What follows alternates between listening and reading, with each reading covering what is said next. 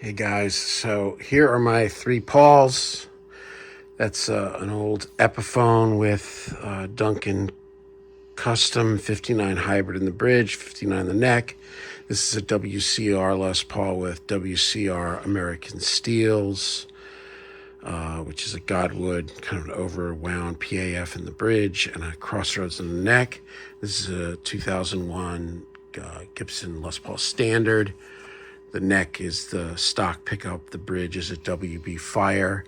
So we're going to be tracking guitars all day. And the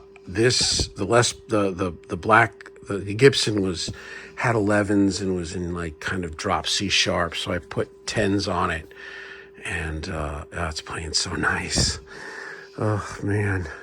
So we're gonna fire these up and probably run them all through some Marshalls and maybe definitely the Mesa, and kind of take a listen to how they compare. I mean, I kind of know how they sound. I mean, I've been playing them forever.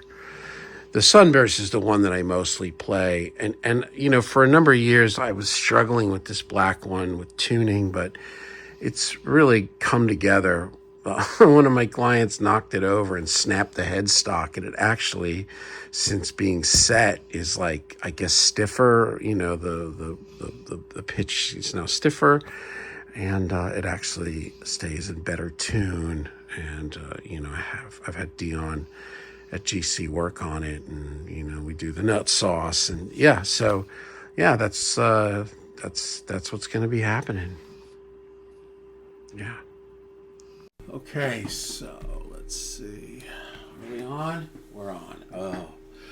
Okay, so tracking guitars all day today. My buddy Mike,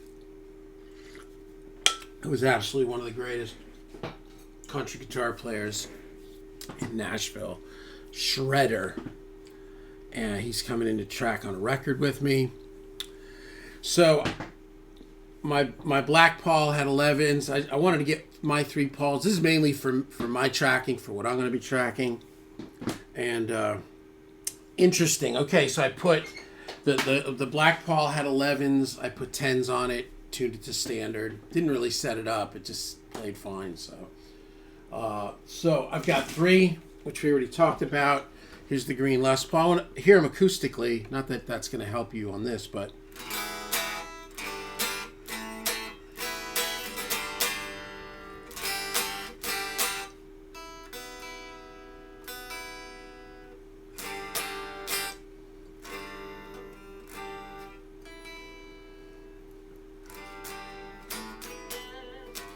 Okay, green Les Paul with Seymour Duncan, Custom 59 Hybrid, WCR.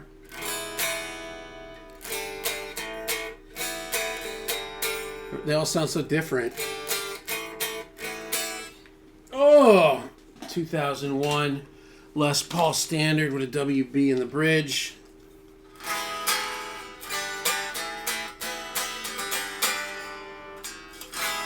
All right. Oh, so now we're going to just go down the three of them, and we're going to record it, and I want to kind of see what you guys think. So we're in my 77 Les Paul, or my 77, my 77 JMP. It's a 50 watt stock, mint condition, comes with a master volume. No effects. Right, so that's this. So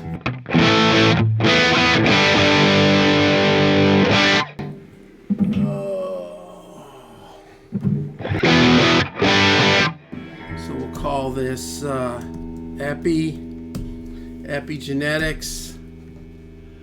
Here we go. So this first set are the two mics on the Marshall, and the second set are going to be the two mics on the Mesa Mark V. So we'll start here. So here it is, Epiphone Les Paul. We're just going to do bridge position. This one taps, the others don't, but we're just full on. Here we go.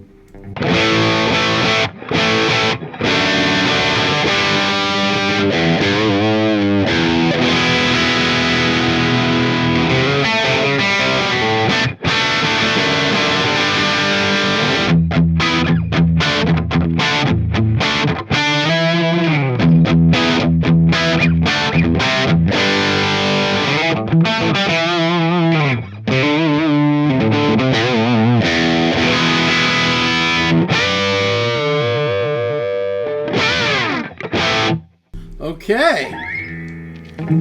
Happy. This is probably the most used guitar in the studio. But I'm thinking about starting to use my Black Paul again. I haven't been. It's been in E flat, and I don't know. So here is now the WCR with a Godwood in the bridge.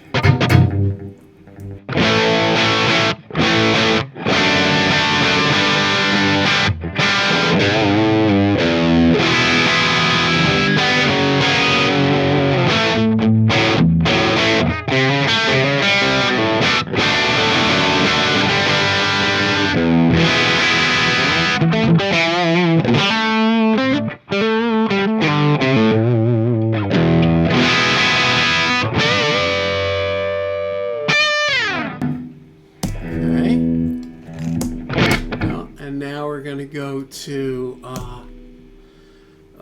this is my Black Paul right here. My Black Paul is right here. Oh, this one I got up in the middle of the night, came in and restrung it. Didn't intonate it. It seemed pretty good. It may need a little something on the intonation, but you know what I had on this guitar for years, a couple of years, and I loved using it, was the roller bridge tailpiece. The little violin the fine tuners, right? The little tailpiece. It was so great for the studio because you could just dial in that G string and B string and just be all happy, but it killed the sound. It killed the sustain. So yeah, it was no bueno. All right, here we go. Black Les Paul.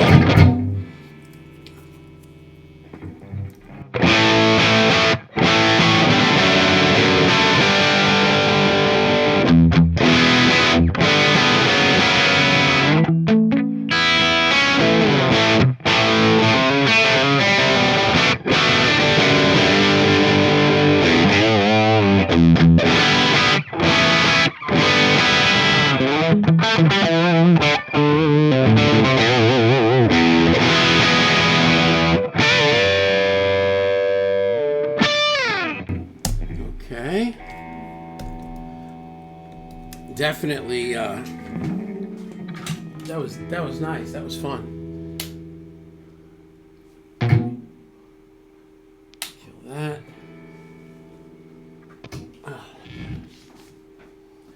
Oh, back to the Greenie. Now we'll go to the Mark V. I'm in channel 2. Let's see. I think it's crunch mode it's called. Let's see.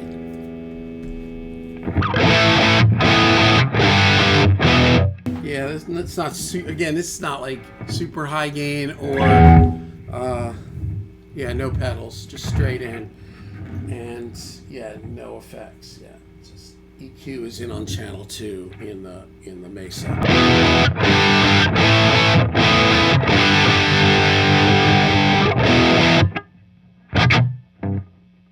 Green Epi.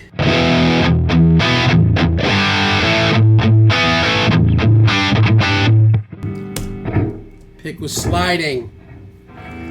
That looks like it's louder too. Let me turn this down a little bit for now. Okay. Maybe like that.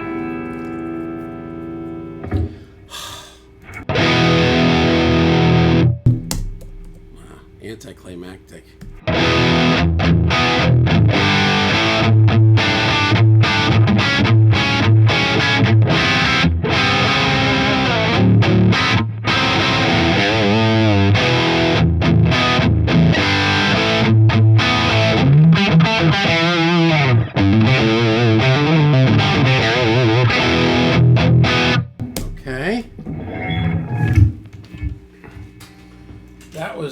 That for years was my touring guitar, because I do a lot of 70s funk and disco, and both pickups tap. I've got in the Green Epi, I've got a 59 custom hybrid in the bridge, a 59 in the neck, both tap, so you can go from like Sweet Child of Mine to Uptown Funk, and you know, kind of everything in between. Here's the WCR with the American Steel set. Gonna use the Godwood and the bridge. Again, most used guitar in studio.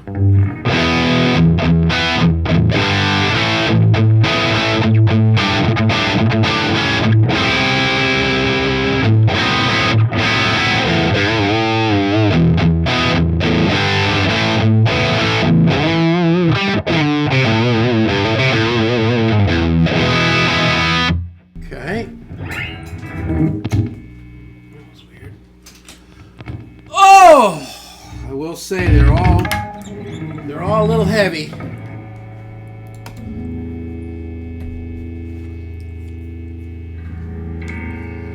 don't know.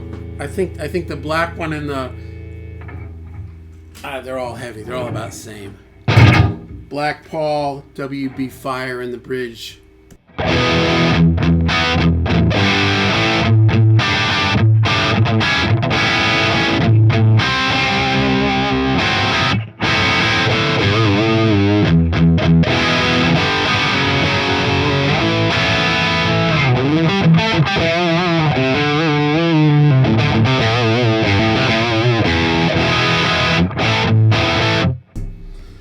Okay. Cast your votes. Cast your votes. Sorry. Oh. Let's shut that off. I have so grown to love that amp. That's just a Mark V. We'll kill them all. Kind of like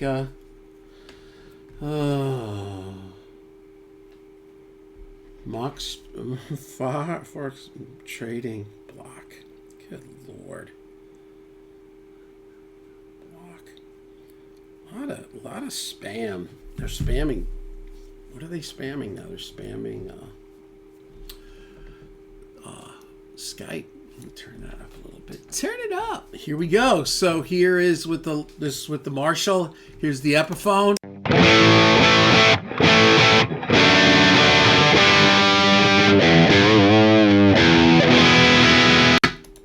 WCR.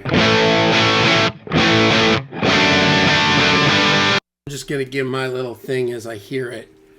Top end's nicer on the WCR. The top end on the Epi's a little Epi. It's nice though. That 77 can be a little. Yeah, I mean the settings are good. Yeah, it's just there we go. WCR.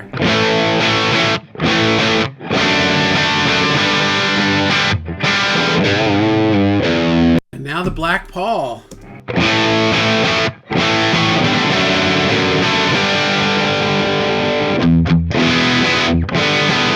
WCR.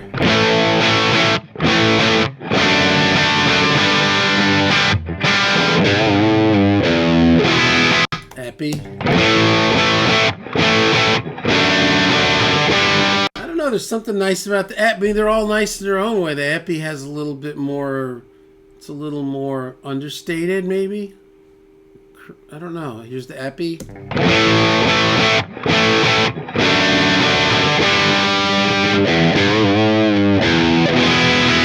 WCR.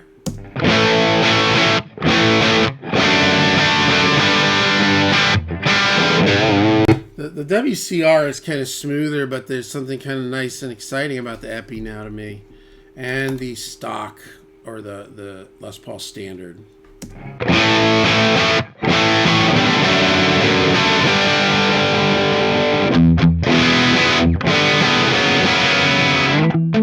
Classic, I guess, more about that. I don't know. Who knows, right? WCR. Black Paul. And a little more of that. Where's the WCR? An Epi. So there you go. So what do you guys think? Now we'll go to the Mesa Mark V in channel 2, which I think is just crunch. Is that what it's called? Yeah, just crunch mode with the EQ in on the amp. So here is the Epiphone.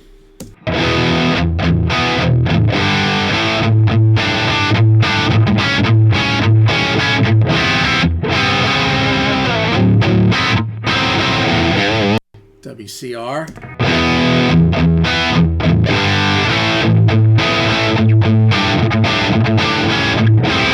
Epi. This, I like the WCR better. WCR. It's apples. I mean, it's like this, right? And Black Paul. I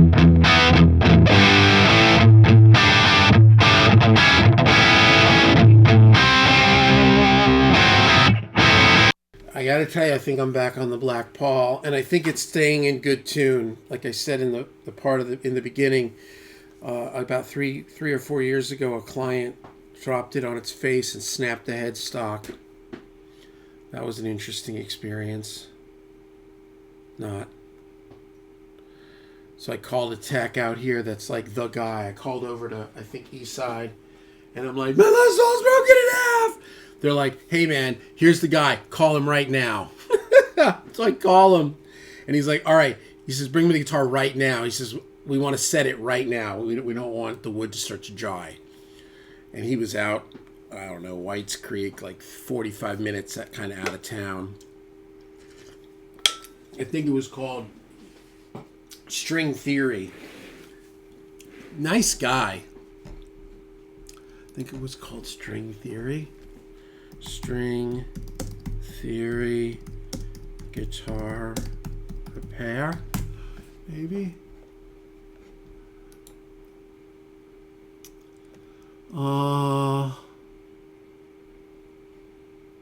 String Theory.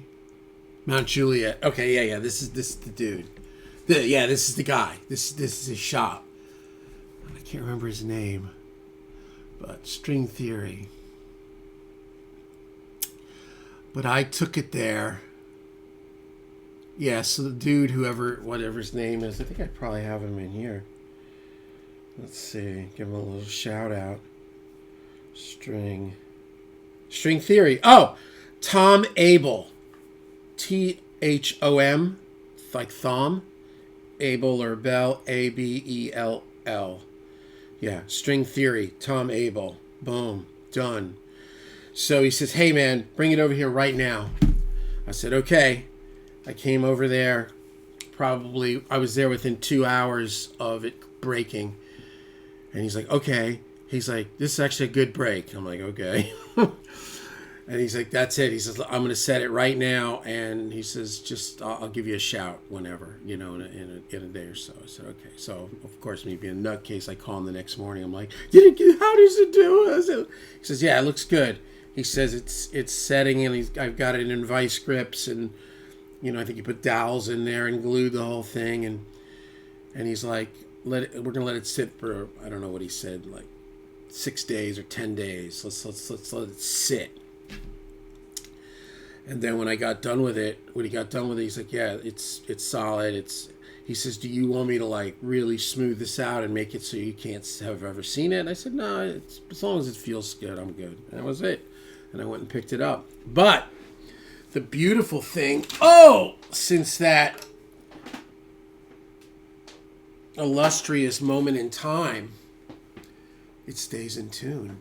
And I researched this a little bit. It broke right here. I don't know if you can see it, but it broke right here.